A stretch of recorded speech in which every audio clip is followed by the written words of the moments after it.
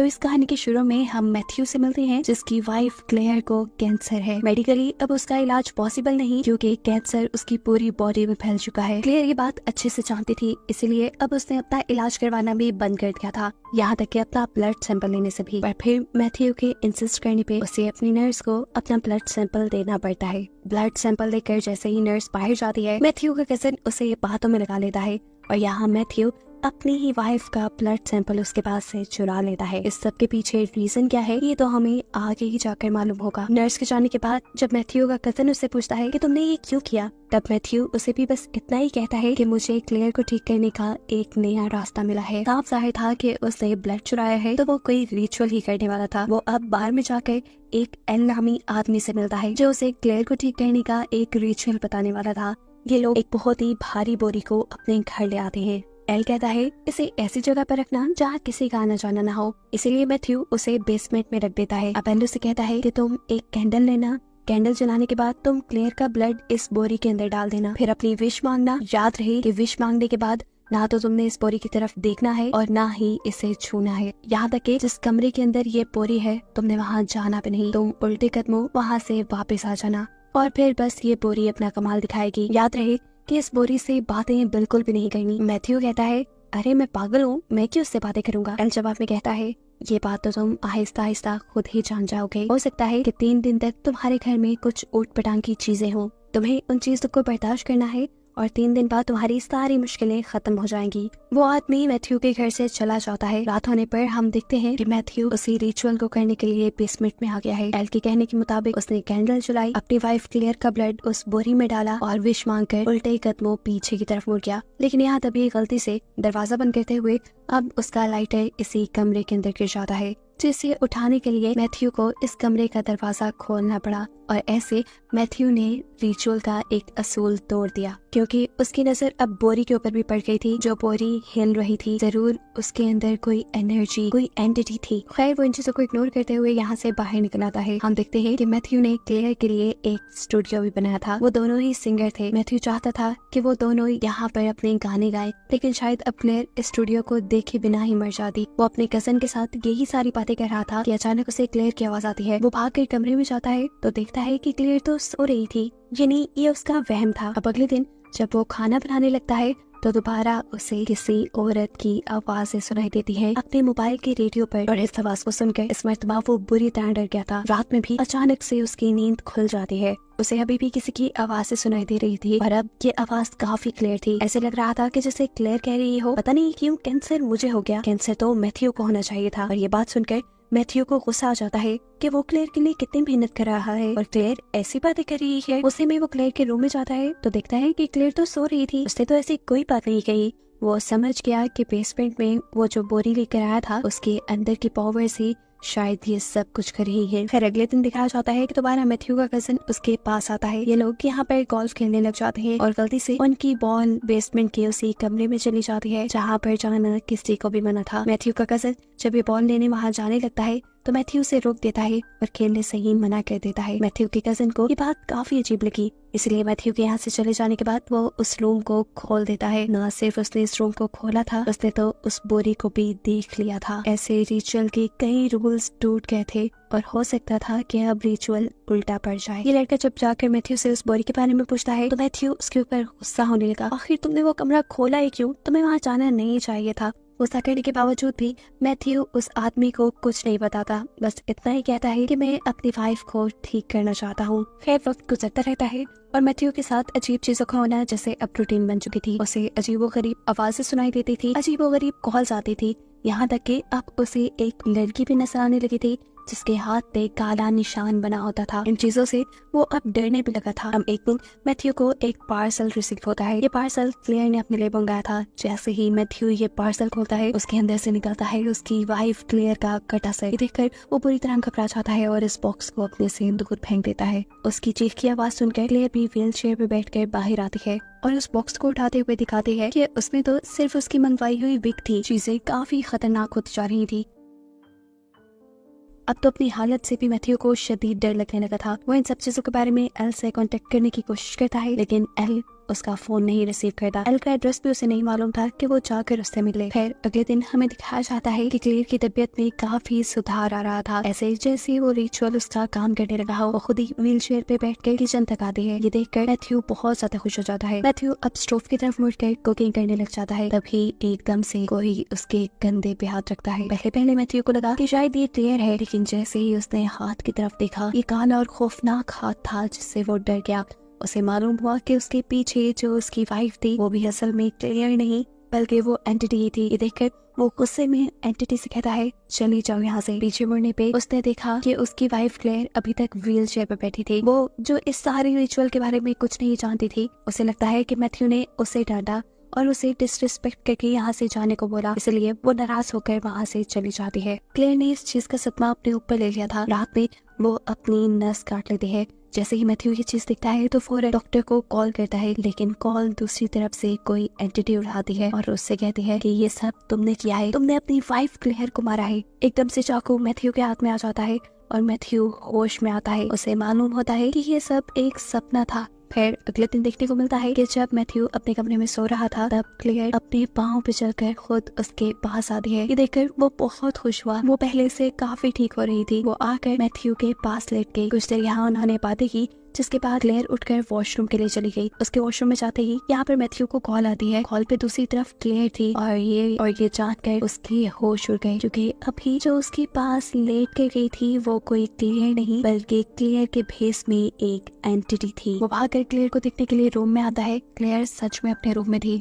डर में भागकर वो इस कमरे से बाहर आता है तो अब उसे वही एंटिटी दिखाई देती है जिसे पहले भी कई मर्तबा वो देख चुका है। उसके हाथ पे हमेशा काला निशान बना रहता है। इस एंटिटी से डरते हुए मैथ्यू को पता ही नहीं चलता कि कब वो बेसमेंट में उसी कमरे में चला गया जहाँ पे जाना मना था। अब उसकी नजर उस बोरी के ऊपर भी पड़ जाती है। डर कर उसके हाथ से टॉर्च नीचे गिर जाती है और बोरी में से एक हाथ निकल कर उस टॉर्च को उठा लेता है। ये भयानक हाथ देखकर डरते हुए मैथ्यू कहता है चली जाओ पसंद है। और वो हाथ भी जैसे उसकी बात मानते हुए अंदर चला गया था। मैथ्यू ने अब इस रूम के डोर को लॉक भी कर दिया था, लेकिन फिर भी उसे आवाजें साफ सुनाई दे रही थी कि प्लीज मुझे निकलने दो यहाँ से। वो दोबारा क्लेयर के रूम में आता है तो देखता है कि क्लेयर वहाँ थी ही नहीं। उसे ढूंढते हुए वो स्टूडियो में आ जाता है जहाँ क्लेयर अपना स्टूडियो देखकर बहुत खुश थी। वो क्लेयर को सब सच बताना चाहता था। वो बता देता है कि क्लेयर, मैंने तुम्हें ठीक करने के लिए एक कल्ट ज्वाइन किया है, तुम बिल्कुल ठीक हो जाओगी। ये रिचुअल तुम्हें पहले जैसा कर देगा, बस मुझे इस रिचुअल के लिए कोई कीमत अदा करनी होगी। क्लेयर पूछती है कैसी कीमत? मैथ्यू बताता है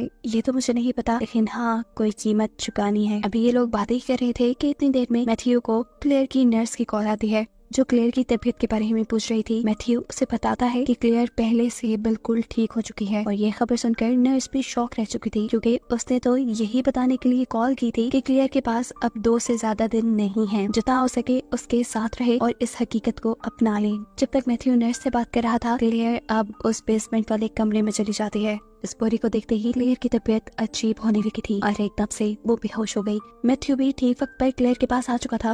वो जल्दी से क्लेयर को उठाकर उसके कमरे में ले जाता है। उसकी हालत बहुत ज्यादा बिगड़ चुकी थी और वो क्लेयर को ऐसे नहीं देख सकता था। वो सोचता है बस बहुत हो गया। वो अब इस बोरी को उठाकर घर से बाहर फेंकना चाहता था, क्योंकि वो और ये सब कुछ बर्दाश्त नहीं कर पा रहा था। लेकिन अब ये बोरी पहले से कहीं ज्यादा भारी हो गई थी। उससे अपने घर से बाहर भी नहीं निकल रही थी। वो यहाँ एल को कॉल करता है, लेकिन एल कॉल रिसीव नहीं करता। तब वो एल को एक मैसेज ड्रॉप कर देता है कि वो उस बोरी को फेंक रहा है। ऐसा करते हुए उसने एक और रूल रिचुअल करके तोड़ दिया था कि उसने इस बोरी को हाथ लगा दिया था। ये सब करने के बाद जब लैपटॉप पे मैथ्यू अपना काम करने के लिए बैठता है तो एकदम से उसके लैपटॉप पे भयानक तस्वीरें आने लगती है। ये सब क्लेयर की टेस्ट रिपोर्ट्स थी, जिन्हें देखकर वो घबरा गया। इससे पहले कि वो पूरी तरह पागल होता, अब वो फैसला करता है कि किसी तरह वो एल को ढूंढ के रहेगा। वो अब उसी बार में जाता है जहाँ पहली मर्तबा उसे एल मिला था। बार में काम करने वाली लड़की मैथ्यू की दोस्त थी। वहाँ के डाटा के जरिए वो एल के घर का पता चला लेते हैं। बिना वक्त ज़ाया किए वो एल के घर जाता है तो दरवाजा नॉक करने पर ये दरवाजा एक लड़की खोलती है। मैथ्यू बुरी तरह शॉक था, क्योंकि ये वही लड़की थी जो उसे बार बार अपने घर पे दिखाई देती थी, जिसके हाथ पे काला निशान था हर वक्त। ये लड़की काफी अजीब थी। इसे बात करने पे मैथ्यू को पता चला कि ये एल की बेटी है। अब वो एल को बुला कर लाती है। जब एल यहाँ पे आता है तो उसकी बेटी एल से कहती है इसे समझा दे कि इसे हर चीज को एक्सेप्ट करना पड़ेगा। उसकी ये बात सुनकर मैथ्यू शेर से खड़ा हो जाता है और उस बच्चे के डैड यानी एल उसे समझाते रह जाते हैं। ठीक है, मैं समझा दूंगा, तुम जाओ यहाँ से। अब एल मैथ्यू के पास आता है और उससे पूछता है कि क्या तुमने रिचुअल का कोई रूल तो नहीं तोड़ा। जब मैथ्यू यहाँ कुछ नहीं बताता तो एल उससे कहता है देखो, इस रिचुअल के अंदर बहुत सी एंटिटीज इन्वॉल्व करती हैं और वो सब तुम्हें डराएंगी। ये बात मैंने तुम्हें पहले ही बता दी थी। तुम्हें उन चीखों की आदत अब हो जानी चाहिए।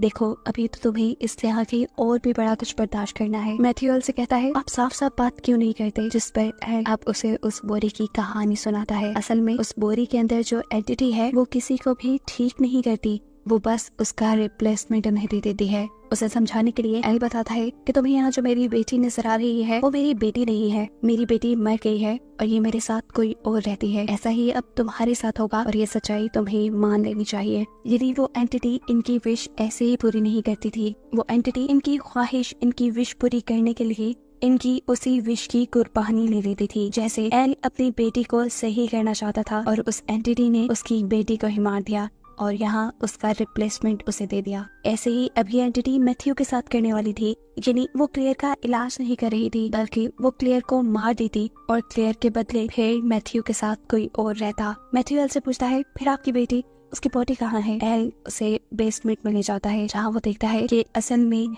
एल की बेटी उल्टियाँ कर रही थी, वो भी काले रंग की। उसका मुंह बहुत ही डरावना दिख रहा था। डरकर मैथ्यू वहाँ से वापस अपने घर के लिए निकल आता है। वो जैसे ही घर पहुंचा उसे दरवाजे पे अपना कजन नजर आया, जिसे लेकर वो फौरन अंदर चला गया। वो अपने कजन से कहता है कि मैं क्लेयर को हॉस्पिटल लेकर जा रहा हूँ। इससे पहले कि ये लोग कुछ कर पाते अब बहुत देर हो चुकी थी। क्लेयर पहले से ही मर चुकी थी। उसकी मौत मैथ्यू को बुरी तरह तोड़ देती है। घंटों वो यहाँ बैठकर रोने लग जाता है। उसके कजन को उसके लिए काफी बुरा लग रहा था। रोते रोते एकदम से मैथ्यू उठा और उसने अपने कजन को कहा चलो मेरी मदद करो। इस लड़की को समझ नहीं आ रही थी कि 1 मिनट में मैथ्यू को हो क्या जाता है। वो अपने कजन के साथ मिलकर उस बोरी को उठाकर अब इस कमरे में ले आया। बैग को यहाँ लाने के बाद मैथ्यू क्लेयर की लाश को इस बैग के अंदर डाल देता है। उसके कजन को लग रहा था कि मैथ्यू को गहरा सदमा पहुंचा है, इसलिए वो ऐसी हरकतें कर रहा है। क्लेयर की लाश को इस बोरी में डालने के बाद मैथ्यू इसे बंद कर देता है और मैथ्यू का कजन उसे इस कमरे से बाहर लाकर कमरा लॉक कर देता है, क्योंकि उसे लग रहा था कि अब मैथ्यू इस लाश के साथ कुछ और भी बुरा करेगा।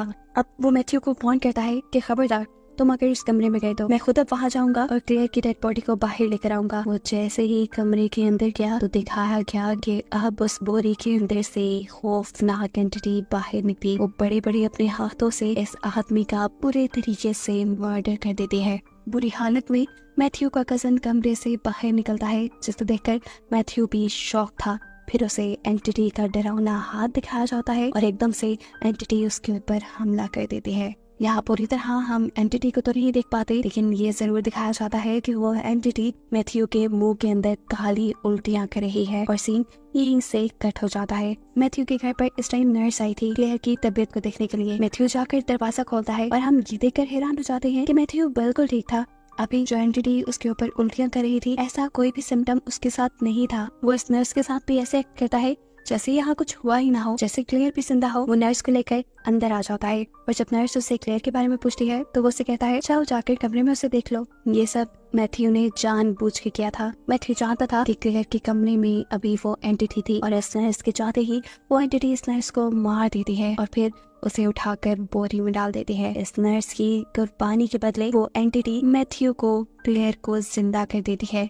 असल में उसने क्लेयर को जिंदा नहीं किया था, बस क्लेयर की बॉडी को जिंदा कर दिया था और उसकी बॉडी के अंदर इस टाइम थी कोई और ही एंटिटी जो पूरी जिंदगी अब मैथ्यू के साथ ही रहने वाली थी। अब इस रिचुअल का एक पार्ट जो मैथ्यू को अभी भी पूरा करना था, उसे अपनी विश पूरी करने के बाद ये बोरी किसी और को देनी थी, बिल्कुल ऐसे ही जैसे एल ने उसे दी थी। इसके लिए वो बाहर में अपनी एक दोस्त से मिलता है। उसकी मॉम बहुत ज्यादा बीमार थी। वो इस लड़की को अपनी बातों में लगा लेता है कि तुम एक रिचुअल करो और उससे तुम्हारी मॉम बिल्कुल ठीक हो जाएंगी। वो लड़की भी उसकी बात क्यों ना मानती, उसके सामने तो एविडेंस था कि मैथ्यू की इतनी बीमार वाइफ अब उसके साथ बार में आया करती थी, डांस करती थी, वो बिल्कुल ठीक हो गई थी। हालांकि वो क्लेयर की हकीकत नहीं जानती। मैथ्यू की बातों में आकर वो इस बोरी को अपने घर ले जाती है। मैथ्यू का सारा रिचुअल, सारा मकसद पूरा हो जाता है और इसी के साथ ये कहानी यहाँ खत्म हो जाती है।